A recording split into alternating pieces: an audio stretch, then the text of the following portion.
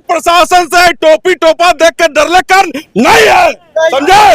अगर तुम्हारा कोई घर गिरा रहा है, तुम्हारा घर कोई गिरा रहा है, तुम लोग कब तक डरोगे शासन और प्रशासन से? कब तक डरोगे?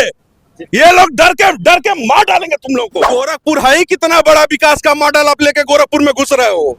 गोरखपुर में जहां खड़े हो, यहाँ से 10 किलोमीटर इधर जाओ खत्म है गोरखपुर, और 10 किलोमीटर इधर जाओ खत्म है गोरखपुर। आप गोरखपुर के बाहर लो ना 500 एकड़ जमीन, आप 500 एकड़ जमीन लो और वहां पे 100 फीट चौड़ी रोड बनाओ, किसी को नहीं विरोध होगा। आप जहां पे लोग पुराने रह रहे हैं उनको आप विस्थापित करके तोड़ के उनको मरोड़ के और उनको सड़क पे लाने का कार्य करोगे तो ये जनता आपको भी सड़क पे लाके खड़ा करेगी। आप बताइए, अयोध्या में घरों को तोड़े तो अयोध्या के लोगों ने क्या किया? अयोध्या के लोगों ने क्या किया? अयोध्या के लोगों ने हरा दिया।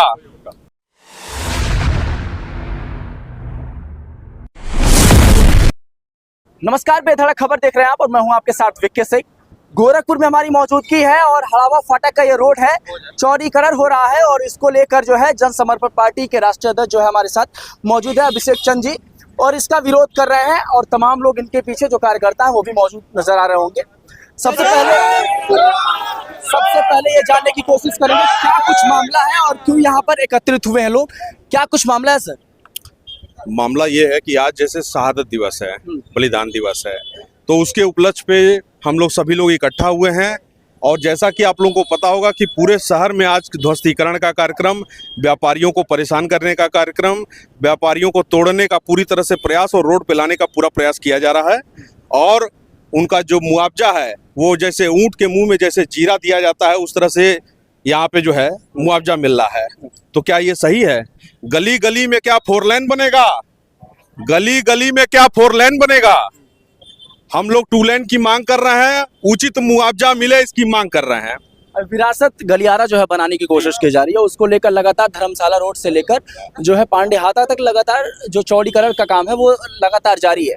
वहाँ के जो आम लोग हैं वो मुआवजे से खुश हैं। जब हम वहाँ पे धर्मशाले के आसपास रिपोर्टिंग किए, बहुत सारे लोग ऐसे थे जिनसे पूछने का पड़ताल किया तो समझ में आया कि जो है वहाँ के लोग, स्थानीय लोग मुआवजे से खुश से, चौड़ीकरण का थोड़ा सा जो चौड़ाई है वो कम कर दिया गया है विरोध के बाद। देखिए, मैं वही चाहता हूँ, यहाँ पे जैसे जिस तरह से चौड़ीकरण है, यहाँ पे जो पैरामीटर है, यहाँ पे हम भी लोग मांग कर रहे हैं कि यहाँ पे 2 लेन किया जाए और उचित मुआवजा दिया जाए।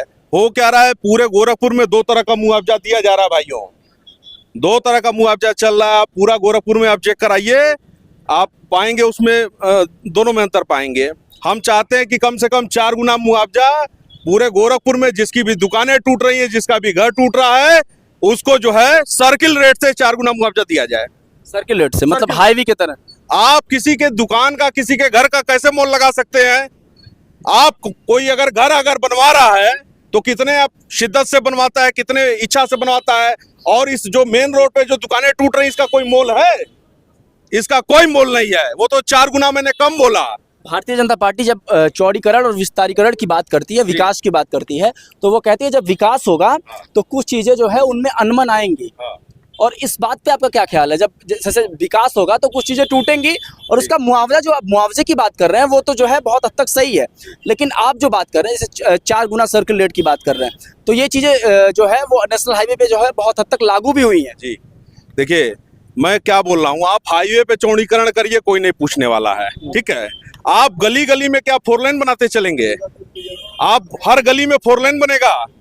यहाँ फैक्ट्री पड़ने वाली है, ट्रक चलेगा यहाँ पे आम नागरिक रहते हैं भाइयों। हमारे और आपके घरों को तोड़ के अगर कोई चाहेगा कि राज करना तो वो पॉसिबल नहीं है, नहीं है। मतलब यहाँ पे जितने भी लोग हैं वो भी आपका कोई जरूरत नहीं है।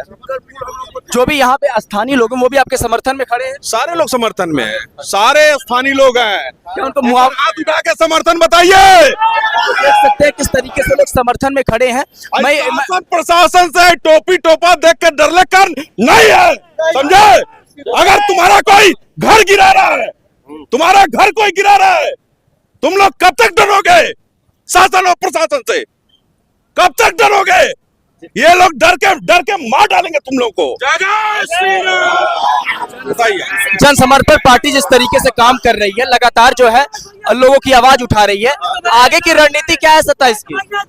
हम लोग की आगे की रणनीति है से भैया संघर्ष करो।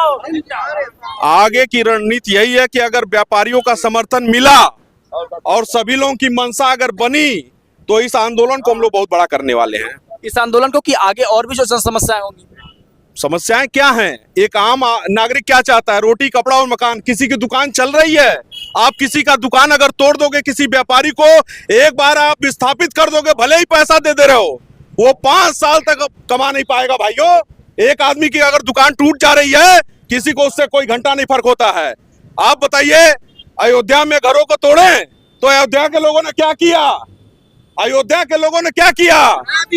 अयोध्या के लोगों ने हरा दिया। और यहाँ पे 5,000 नहीं 10,000 कम से कम लोग विस्थापित हो गए हैं।